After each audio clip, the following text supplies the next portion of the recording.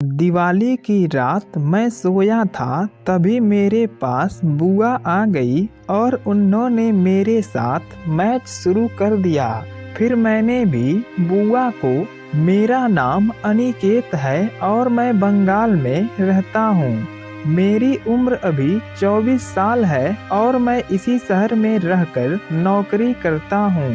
दरअसल दोस्तों, मैं पढ़ने लिखने में बहुत पहले से ही होशियार था, जिस वजह से मैं एक अच्छी कंपनी में मैनेजर का काम करता हूँ। दिवाली का समय चल रहा था तो सभी लोग बोनस पाने के लिए जोर शोर से काम कर रहे थे। दोस्तों, हमेशा से ही मैं लोगों की भलाई करने की सोचता था। इसी तरह एक दिन मैं अपने ऑफिस में काम कर रहा था। तभी एक दिन मेरे घर से फोन आया कि अरे बेटा अनिकेत, वहीं तुम्हारे शहर के पास में ही तुम्हारी ललिता बुआ रहती है और वो बहुत परेशान है। तुम उनसे मिलने चले जाओ और उसकी जो भी मदद हो कर देना, क्योंकि दिवाली का टाइम है, वो थोड़ा दिक्कत में है। वो फोन मेरे पापा का था। पापा बोल रहे थे कि तुम जल्दी उसके पास चले जाओ और वो पढ़ी लिखी भी है, उसके लिए कोई नौकरी हो सके तो लगवा देना। फिर मैंने कहा ठीक है पापा जी, मैं जल्दी ही बुआ जी से मिल लूँगा, आप घबराइए मत। दरअसल ये ललिता बुआ मेरे पापा के मामा जी की बेटी थी। ललिता बुआ के 2 बच्चे हैं, जबकि बुआ जी विधवा हो चुकी थी, क्योंकि कुछ समय पहले ही उनके पति की सड़क दुर्घटना में मौत हो गई थी। इसलिए वो अकेली ही बची थी, जिस वजह से उन्हें ज़्यादा दिक्कत हो रही थी। तो मैंने भी सोच लिया कि चलो उनका भी भला कर दूंगा और हो सके तो मेरा काम भी बन जाएगा। मैंने उनका फ़ोन नंबर ले लिया था। दोस्तों, मैं पहले से ही बड़ी औरतों को ज़्यादा सम्मान देता था और उनसे फिर मैं सोच में पड़ गया कि मैं बुआ की मदद कैसे की जाए।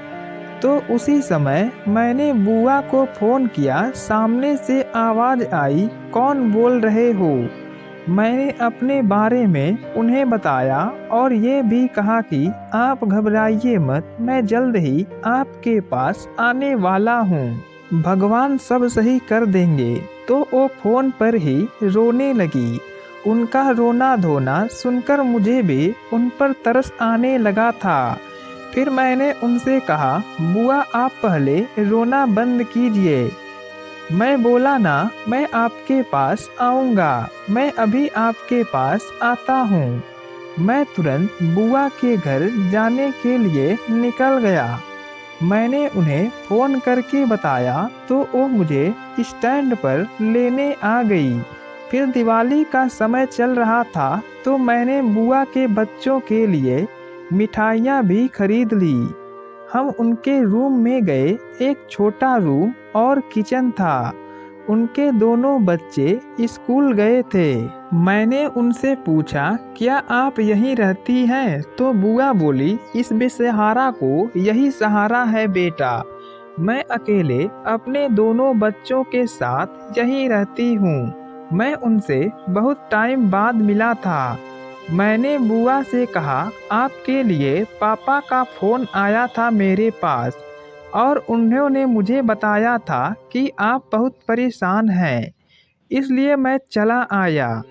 बताइए क्या दिक्कत है आपको और घबराइए नहीं, मैं आपके लिए सब काम कर दूंगा।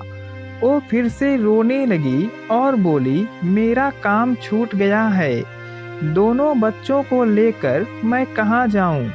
मुझे तो अब कुछ भी समझ नहीं आ रहा है।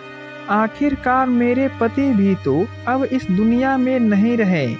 मैंने उनसे कहा, आपको काम मिल जाएगा, मैं आपके लिए कोई कंपनी में बात करूँगा।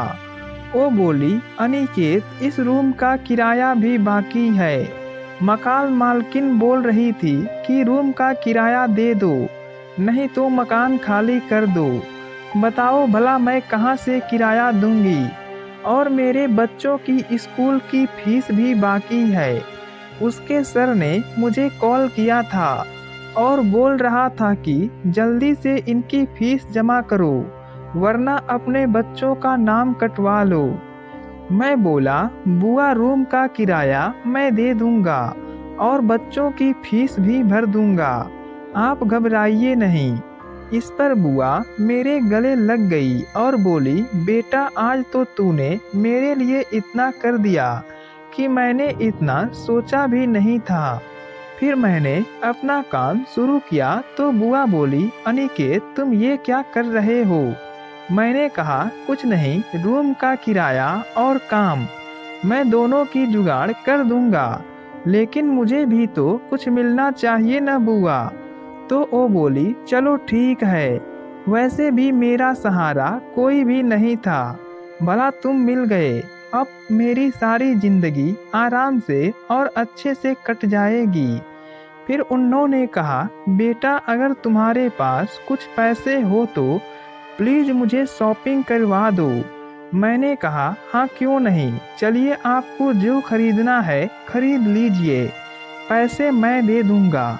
अब दोस्तों क्या कर सकते हैं, अब वो मेरा पूरा शर्त मान चुकी थी तो ये सब तो करना ही पड़ेगा, वरना मेरा सारा खेल बिगड़ जाता।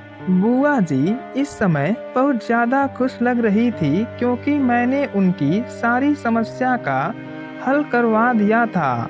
फिर मैं ललिता बुआ जी को मार्केट लेकर चला गया। वहाँ से बुआ जी ने कुछ खाने पीने का सामान खरीदा और अपने लिए तथा अपने बच्चों के लिए कुछ कपड़े भी खरीद ली। फिर मैंने दुकानदार को सामान का पैसा दिया और मैं बोला, बुआ जी चलो मैं आपके बच्चों के स्कूल का फीस भी दे देता हूँ। तो वो बोली, ठीक है चलो। तो मैं उन्हें लेकर उनके बच्चों के स्कूल चला गया। स्कूल में जाकर मैं प्रिंसिपल के पास गया और बोला, ये लीजिए इनके बच्चों की फीस, और आपको किसी की मजबूरी समझ नहीं आती, आपको पता है इनकी नौकरी चली गई थी। फिर मैंने प्रिंसिपल को कुछ बातें सुनाकर वहां से बुआ जी को लेकर उनके रूम पर चला आया। फिर मैं उनके मकान मालकिन के पास गया और उन्हें रूम का बाकी किराया के साथ साथ 6 महीने का एडवांस किराया भी दे दिया। फिर बुआ बोली, तुम थोड़ी देर बैठो, मैं चाय बनाती हूँ। बुआ चाय बनाकर ले आई और मैंने चाय पी। इतने में ही उनके बच्चे भी स्कूल से आ गए। फिर उनके साथ कुछ मस्ती मजाक किया। दोस्तों मुझे भी उनकी मदद करके काफ़ी खुशी मिली थी। साथ ही मेरा काम भी बन गया था क्योंकि उन्होंने कहा था कि मेरी नौकरी लगवा दो तो मैं तुम्हें बहुत बड़ा गिफ्ट दूंगी, इसलिए मैं भी उनकी मदद कर रहा था। मैं बुआ जी के घर में बैठकर बात कर ही रहा था कि तभी मेरे पापा ने मुझे फ़ोन किया और बोले, क्या बेटा कहाँ हो, ललिता बुआ जी के घर गए थे या नहीं? तो मैंने कहा, पापा जी मैं बुआ के घर पर ही हूँ और इनकी आधी से ज़्यादा समस्या खत्म हो गई है और बुआ भी बहुत खुश हैं क्योंकि उनकी सारी समस्या अब खत्म हो गई थी। फिर मेरे पापा ने फ़ोन काट दिया तो मैंने अपने दोस्त को फ़ोन किया और बुआ के लिए कोई जॉब पूछी। उसने कहा कपड़े की कंपनी में नौकरी मिल जाएगी। मैंने कहा ठीक है, मैं कल भेज दूंगा, मेरी बुआ है, ठीक काम पर लगा देना। वो बोला, तू टेंशन ना ले, मैं काम पर लगवा दूंगा।